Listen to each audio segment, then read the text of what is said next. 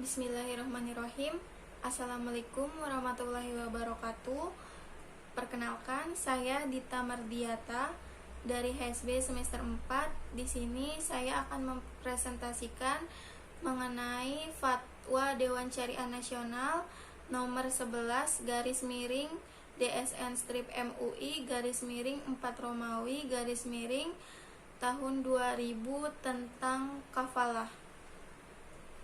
Sebelumnya, saya akan menjelaskan mengenai definisi dari kafalah itu sendiri. Yang pertama, pengertian kafalah menurut bahasa. Jadi, menurut bahasa, kafalah disebut juga dengan beberapa kata lain. Di antaranya aldoman yang berarti jaminan, hamalah yang berarti beban, serta za'amah yang berarti tanggungan. Selanjutnya, pengertian kafalah menurut syariah adalah suatu tindak penggabungan tanggungan orang yang menanggung dengan tanggungan penanggung utama terkait tuntutan yang berhubungan dengan jiwa, hutang, barang, atau pekerjaan. Selain itu juga ada yang berpendapat bahwa kafalah merupakan menanggung atau penanggungan terhadap suatu akad yang mengandung perjanjian dari seseorang di mana padanya terdapat hak yang wajib dipenuhi terhadap orang lain dan berserikat bersama orang lain itu dalam hal tanggung jawab terhadap hak tersebut dalam menghadapi penagihan. Maka dapat saya simpulkan bahwa kafalah adalah jaminan yang diberikan oleh penanggung kepada pihak ketiga yang memenuhi kewajiban kepada pihak kedua atau pihak yang ditanggung. Konsep kafalah yang disebutkan dalam Fatwa DSN nomor 11 ini berbeda dengan konsep rohan. Jadi di jaminan ini kan terdapat barang jaminan sebagaimana terdapat juga dalam rohan. Namun konteks barang jaminan di kafalah dan di rohan ini berbeda gitu.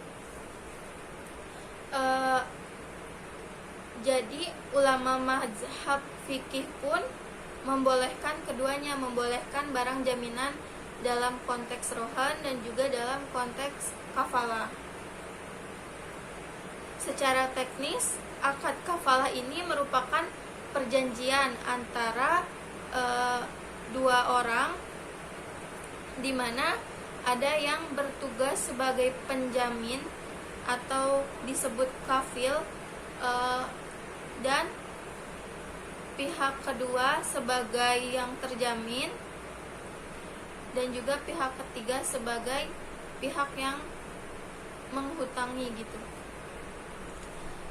Terus dalam fatwa tentang kafalah ini juga tidak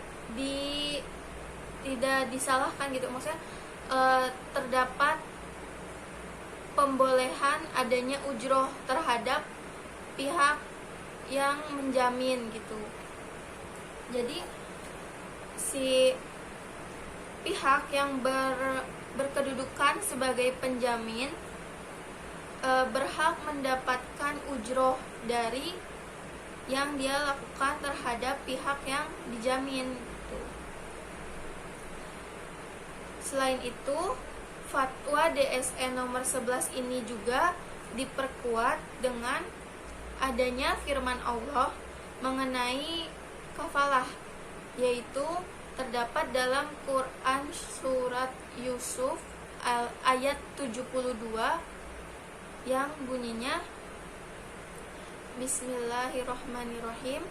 Qalu nafqidu suwa'a maliki wa lima za'a bihi himlu ba'iri wa ana bihi za'im, yang artinya itu penyeru-penyeru itu berseru, kami kehilangan piala raja dan barang siapa yang dapat mengembalikannya akan memperoleh bahan makanan seberat beban unta, dan aku menjamin terhadapnya. Selain itu juga ada dalam Quran surat Al-Maidah ayat 2 yang bunyinya wa ta'awanu 'alal birri wat taqwa wa la ta'awanu 'alal itsmi wal 'udwan, yang artinya dan tolong menolonglah dalam mengerjakan kebaikan dan takwa, dan janganlah tolong menolong dalam mengerjakan dosa dan pelanggaran.